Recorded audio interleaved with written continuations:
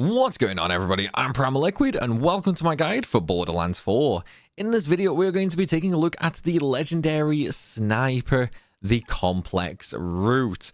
And this thing is actually pretty crazy, okay? If you are building Ricochet Roffer, this thing is pretty mad if you can get a Jacob's part on it, okay?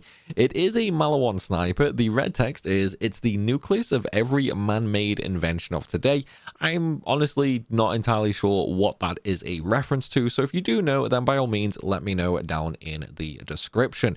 Now, the legendary effect, Sierpinski, I probably butchered the pronunciation for that, basically spawns additional diverging projectiles along its path, and also each of those can crit as well with the Jacob's part. Also, notice something else. It is indeed a cryo, and look at that efficiency, 202%. This thing is honestly a pretty good damn sniper. It is level 26. This carried me all the way up to level 35. That means this was 9 levels lower than other enemies on hard mode while I was going through the story, and this was still shredding them. So, first of all, how does it look? Well, as far as I'm concerned, okay, that is pretty freaking sexy. Yeah, that is pretty freaking sexy, not gonna lie. Now, where do we actually get it from, though?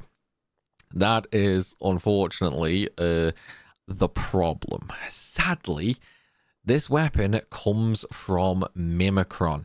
Now, this is a bunker boss, so if you spawn here at Wycliffe's Reprieve, and then you can head over to the tipping point or the bunker.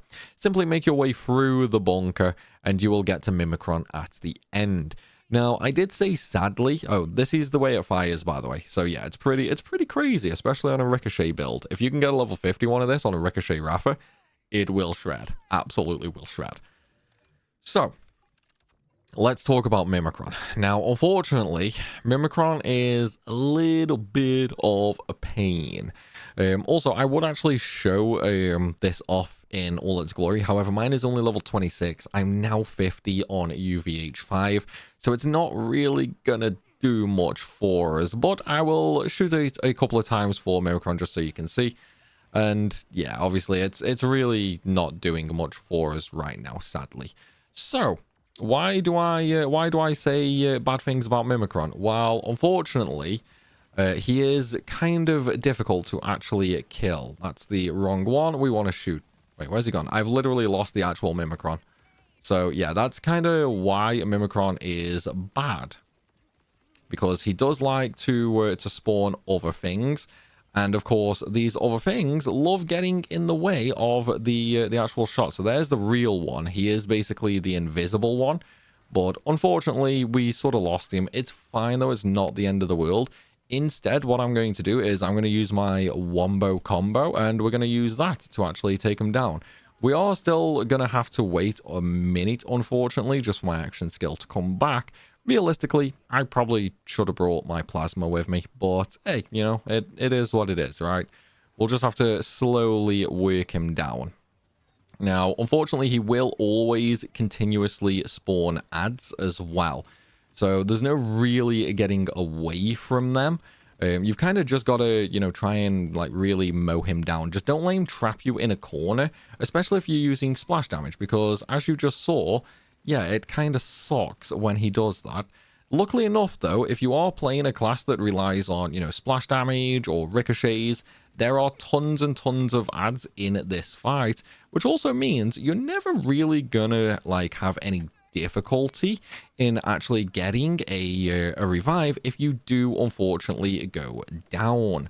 So, okay, well, kind of like that. Obviously, I'm using an explosive weapon.